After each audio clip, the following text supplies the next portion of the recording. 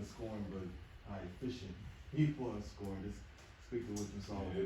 It was certainly you hate to say classic book, because that would mean you almost take it for granted. But the way he scored tonight, and against different defenses, they were blitzing tonight, and he started the game just getting off of it, and we were knocking down shots, and then after that it was just a snowball. And to be honest with you, I didn't even know he had 51. The coaches told me when we got in the back, I knew he scored a ton, but I didn't know it was 50.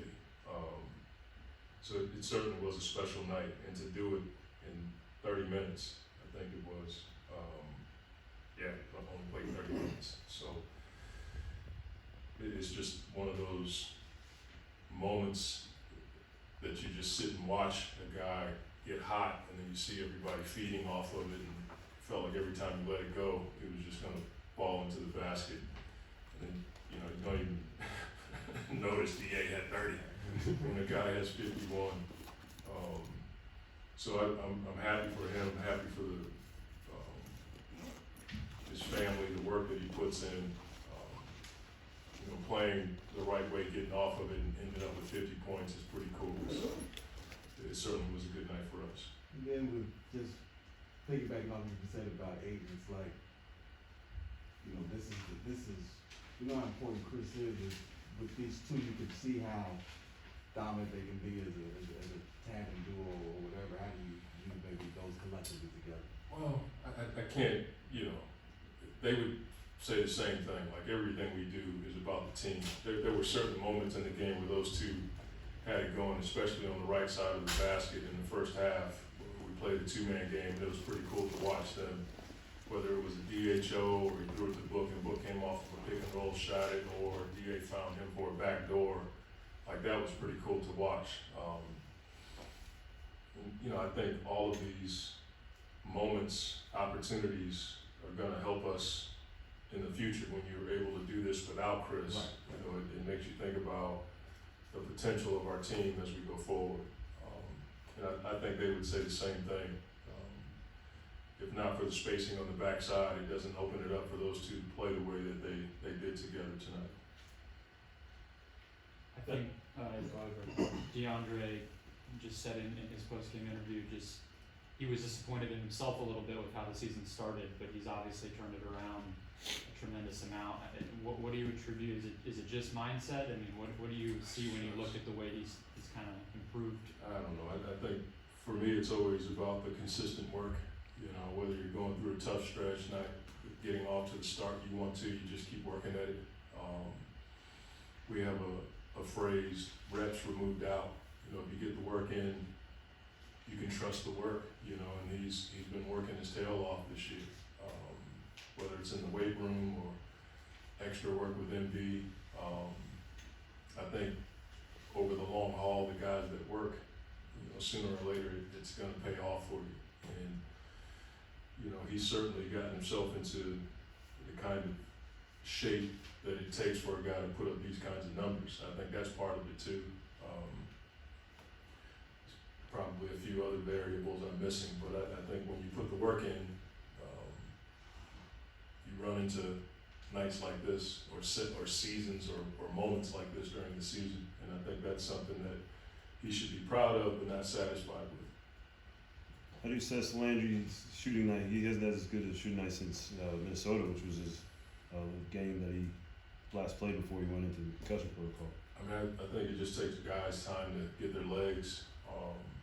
He's had moments like this with us. We're hopeful that he can sustain, where he is, playing in .5, shooting the ball when the opportunities are there, playing free, not deferring to anybody. I think that's when he's at his best. 51's crazy number any way you get there, but for him to have just 6 threes and 5 free throws with the amount he scored from 2, he's always been a pretty old school player by trade, but just, can you speak on how complete of a scorer he is, where it just feels like any single point on the floor?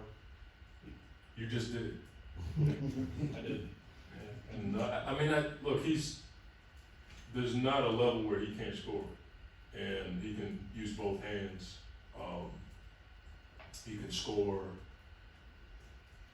with a hand in his face, and he's willing to take the tough shots. Like, that's the thing that people, I know they know it about him, but I talk about it all the time. He's a big shot maker, but he's also a big shot taker.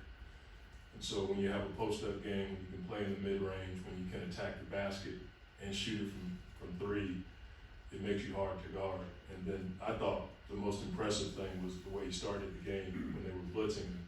He got off of it, and we were able to make him pay.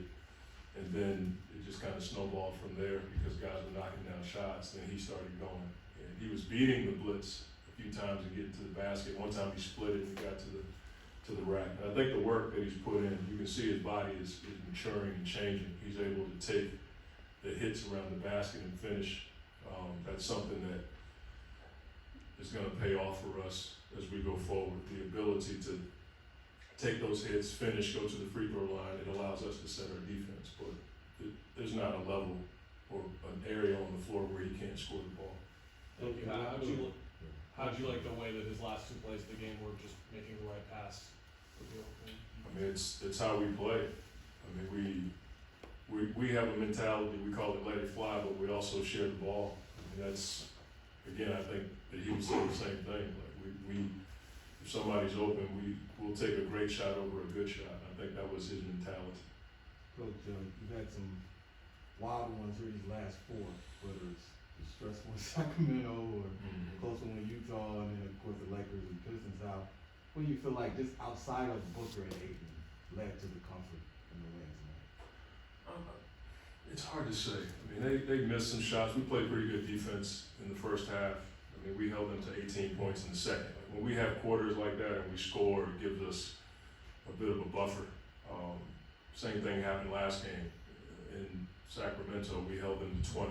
That allowed us to create a bit of a buffer for us, and it gave us some confidence. When we do it at home, the crowd gets involved, and this becomes a tough place to play. I think our guys are showing a level of resiliency in games. No matter what happens, if we give up a 60-point half, they come out in the third, and their mentality is we got to D up. That's going to make the offense easier. The awareness of the game, I think, is something that's growing, whether it's understanding what the officials are calling or understanding where the game is and what we need to do to come out with a win. Coach, I'm kind of curious. Since you've been here, this team has had like a very good winning pedigree, team chemistry, ball movement, those things. Do you make any comparison to those old Spurs teams, Popovich teams back in the past that would have that winning pedigree that just knew how to win in a regular season? I mean, we'd love to be in that class. We're not there yet. Okay. But that's a program and a standard that we look at. We want to create our own, but it's certainly one that inspires us. Golden State's one with that same mentality. There's a number of programs that have done it that way, but we're not there yet. We're developing it. We have guys that have committed to it, but we have a ways to go. It's too early in the season, 21 games. We do move the ball, we play unselfish basketball, but we also understand the defensive side of the ball. And I think that makes that offensive part that you talked about not easier, but somewhat more efficient. But we have a ways to go before we can even be in that conversation with teams that have won 4 and 5 championships. Coach, Damian Lee is off to a fantastic start to the season, scoring 12 points tonight. He's starting the season shooting from 41 of 83. How can you just attest just to how great of an acquisition he's been so far this season? You guys, you always answer the questions, then you ask me the question. I mean, you just said. I think the thing that's impressive about D. Lee, I think he could play with any team. I think when you come up the way that he did, you learn how to acclimate. He's starting to figure out how to play with us. But I think when you can play efficiently in the Golden State program and playing all those big games and being in those crazy atmospheres, I think after that, everything else is normal to you. But he's also a guy that puts the work in. When we're in our coaches' meetings, he's one of the first guys on the floor every day.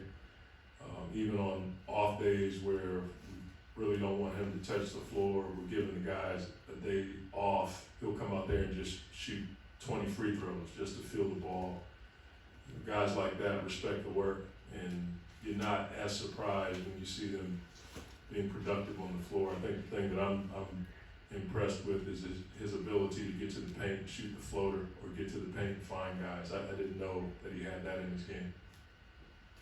Thank you, Coach. All right, thank you. Thanks, Monty.